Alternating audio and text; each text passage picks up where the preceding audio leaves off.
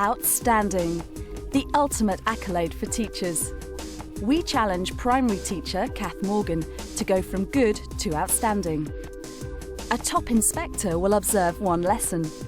2 experts will fine-tune her practice and beef up her presentation. She then gets 2 weeks to take on the advice before the inspector comes back for the final verdict. The line between good and outstanding is a shaky line. You never know which side you're going to fall on.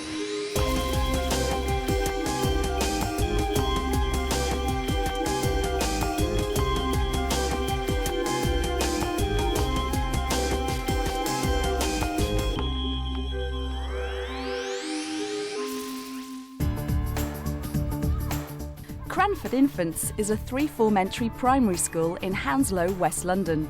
I worked for the Prince's Trust for a few years. Part of that role was going into schools, and I ended up thinking, actually, this is what I'd like to do. So gave it all up, did my training, and 5 years later, I'm here. The school rates Kath's teaching as good. I really enjoy teaching Ari, and the children respond very well. Galimela, Alia? Galimela, Miss Morgan. Perfect. She's a very committed, focused, dedicated teacher, and nothing is too much for her. Kath will focus this challenge on her RE lessons with her Year 2 class.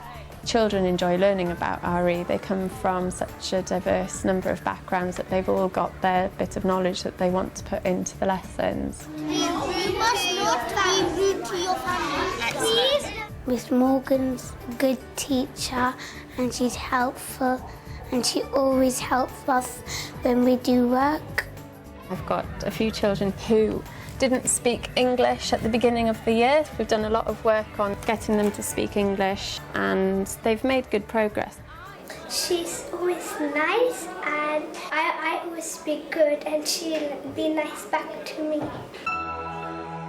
I think an outstanding teacher is someone who meets the needs of all the children in their class. I'm probably very good at imparting knowledge to the children. What I'd like to do is give them the skills to apply that knowledge in their own lives, no matter what their religion. So I think that's what I need to work on.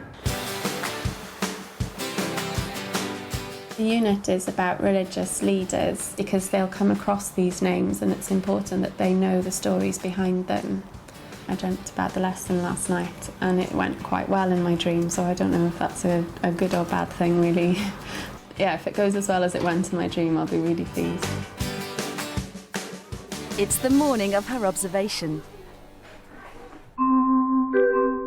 With hundreds of inspections under her belt, School Inspector Claire Gillies certainly knows an outstanding lesson when she sees one.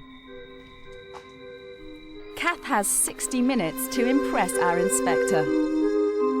Okay, we're going to start our RE lesson today. I want you to have a look at this person. Guess who you think this might be, and tell your partner what's happening in this story. He's feeling this like this, isn't it?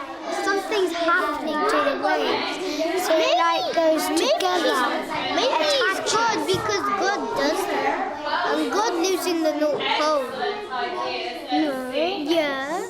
Pupils are very clear in their minds what makes an outstanding lesson. They talk about the warmth and personality of the teacher coming across, sensing the teacher loves the subject.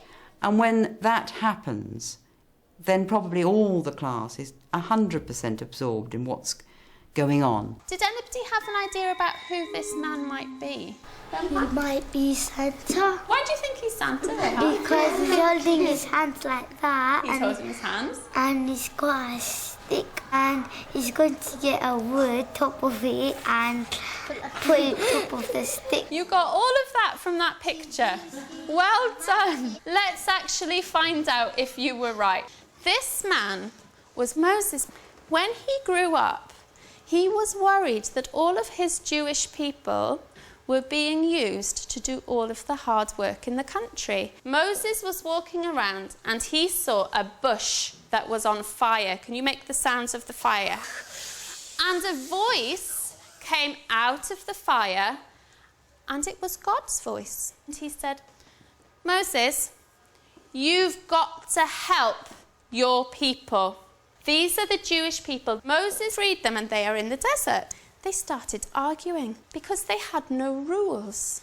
So God called Moses, so he gave him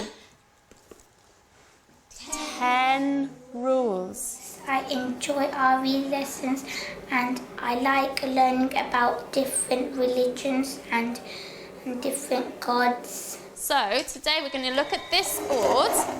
We are learning to use a religious story to think about rules in our own lives. This is what you're going to have to do when you go back to your tables. Read the bad choices, talk about which ones are worst, write your 10 rules, and then get ready to show them to everybody else. Some people are rude to their family. What's the rule you want Omer to write?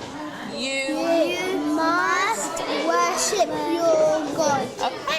Sometimes I do naughty stuff at home, but now I learned how to stop it, and that's quite interesting for me.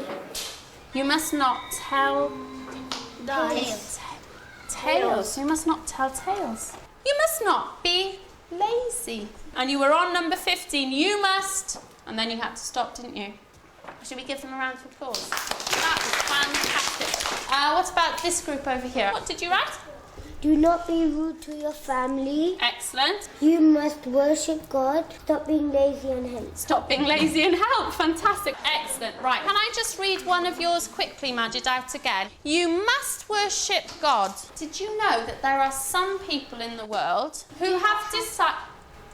Do not have God. So some people in the world have made a choice that they're not going to have a religion, and that is their choice. You've done fantastically well, and I'm going to stick these up on our 10 Commandments wall over here. We're going to make a display with them. So how did Kath get on? Kath, thank you very much indeed for letting me join that Year 2 RE lesson. It raised so many interesting questions, perhaps even more than you were expecting. You've got lots of lovely tricks up your sleeve just to make things flow happily, and lovely ideas to get them to be things while you're telling a story, and to shout and to be physical. And one thing I'd written down, which was the story was a little rushed. And I mean, obviously it's such an enormous story, isn't it? I wanted to tell the whole story of Moses, and what I had was quite a short time to get quite a lot of quite difficult ideas over to them about the different people. I was getting to the 10 Commandments, that's the bit I was getting to, but I felt that it's important that the children learn about the story as well. Probably I would do that differently next time. We were just beginning to think of what things we should have if we were going to write rules. Yeah. And then we were rather sort of steered into your suggestions of what people had done that was wrong, and turning that into rules. Yeah. Now, I just wonder whether the concept of ranking, which was great, whether we could have built on our own rules to then rank. It would have given you a bit more time to perhaps look at the story a little bit more, and then you could have said, well, we have got some rules here, but let's think about bigger rules. There were obviously just some moments when they were particularly writing. You could have done a little prodding to sort of just stretch some of them. Just wondered if perhaps a little steering for those who clearly were ready to do a little bit more, to be sort of slightly extended. It was difficult because I wanted them to work in mixed ability groups, and I wanted them to get the discussion going. And I suppose the discussion was more important to me than what they wrote down. Maybe I could have put some prompts about using, maybe you can explain why they shouldn't do some of these things. Perhaps you can give people an alternative. And it was excellent to pick up that really difficult one about you must worship a God. I thought absolutely right. That would have tied in so beautifully if we just set the story in a similar, everybody has a different way of reading or using Bible stories through the rules. There were many outstanding features, particularly in your generic teaching skills. And you've obviously, behind the scenes, really got them into the idea of working together. They worked jolly hard. They did. I'm so and proud of them. Thank you very much for letting me see all that. You're welcome. And During the feedback, Claire told me that she'd noticed outstanding elements in the lesson, which I was really excited about. Having said that, she gave me pointers on how to get better. That puts the pressure on a little bit now, because for my own confidence, I've got to push myself now to reach the outstanding if I possibly can. The inspector highlighted Kath's need to stretch some of her pupils to challenge them and think more about rules in the context of their own lives. Now it's time to bring on the experts. To boost Kath's progress, help comes from primary RE advisor Leslie Pryor and voice and communications coach Ulrika Schulte-Bauchloh. They start by watching her lesson. When you're angry, count to 5. Stop being lazy and help. Stop being lazy and help. Fantastic. I really enjoyed the lesson. I thought there was a tremendous amount about it, which was really good. The main focus for me is going to be working with Kath to encourage her to sharpen up her learning objectives. What I would want to encourage her to do is to move from a content-led curriculum to one that's perhaps more concept-led or question-led. And a voice came out of the fire, and it was God's voice. There's a danger of damaging the voice, so I will work around the different resonance areas she can access. So it's not that she has to lose it, but to vary and to build and develop more the lower resonances as well.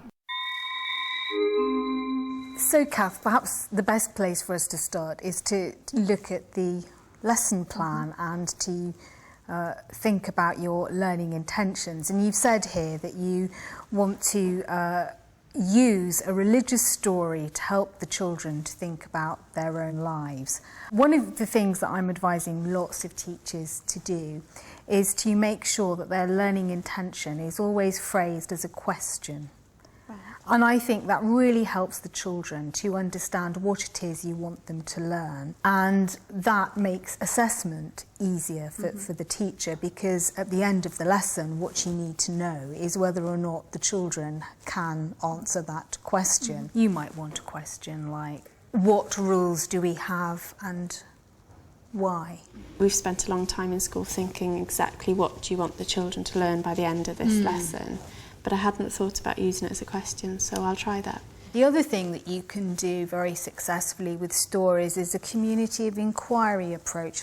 That's where you would present them with a story, but rather than you posing the questions, you ask them to think of their own questions. The way I usually introduce it is, let's think of some closed questions about Cinderella, which might be, what did the pumpkin turn into? But some more open questions might be, why didn't Cinderella's father try to put a stop to what was going on? I find that quite exciting, because I'm really keen to open up my lessons, especially in RE, because it is a subject that grabs them so much. Yeah. I think in RE, our role, as the phrase goes, is not to be the sage on the stage with all the answers, but to be the guide on the side, encouraging children and enabling them to encounter this material and talk about it in a constructive way. So would you do that at the beginning when you were reading the story? Would you still have planned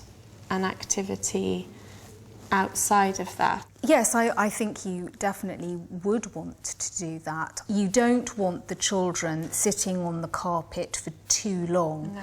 And maybe once you've done the community of inquiry task and you've identified an interesting question, like, was Moses a good leader? That might then lead into an activity that you've planned.